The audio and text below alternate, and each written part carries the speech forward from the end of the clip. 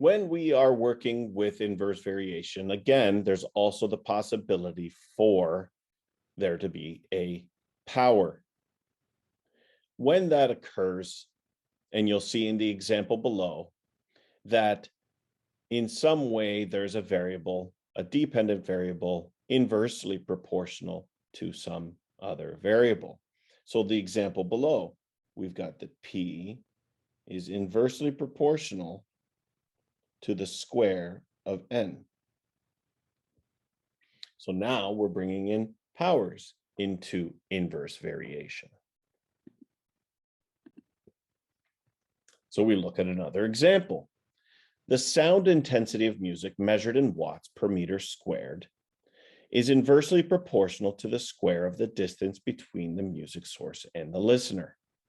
So during a party, the sound intensity measured is 2 times 10 to the power -3 watts per meter squared at a distance of 4 meters from a loudspeaker. What is the sound intensity of music for a person dancing 2 meters from the speaker? So we're working with scientific notation here. So there are going to be there's a little bit of added complexity to this question. So I'm going to work with scientific notation. So we're given that the sound intensity, which I will call I, is equal to K over, and in this case, we're talking about distance once again, but it's the square distance. Now we're told that sound intensity measured 2 times 10 to the -3, and that's equal to K over 4 squared. So 2 times 10 to the -3 K over 16.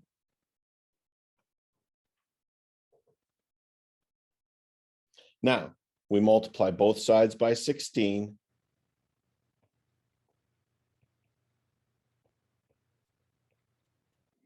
And we get that K is going to equal 32 times 10 to the -3. But in scientific notation, numbers must be between 0 and 10. So we restate that, we bring in a decimal in between the 3 and the 2, and we get that K actually equals 3.2 times 10 to the -2. Must bear in mind that the correct way to express scientific notation, the value being multiplied 10 to the power is between 0 and 10. When the value becomes greater than 10, or sorry, it has to be between 1 and 10. When the power is greater than 10, we increase the power of the 10 or whatever is being 10 is being raised to the power of. So -3 now goes up to -2. So we go back to our direct variation, or sorry, our inverse variation. So now we know that K, I is equal to 3.2 times 10 to the -2.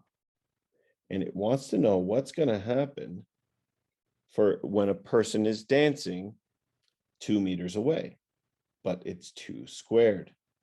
So it's I equals 3.2 times 10 to the -2 divided by 4. And what that gives me is I equaling 0.8 times 10 to the -2. Once again, my number is not between 1 and 10. this number here. So I've got to move that decimal the other direction.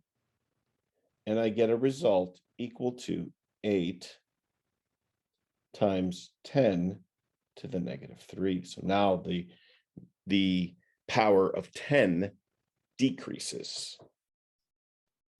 So depending on which way I move the decimal, that will impact whether the power of 10 increases or decreasing. If I'm moving the decimal to the left, then I know that my power of 10 is increasing.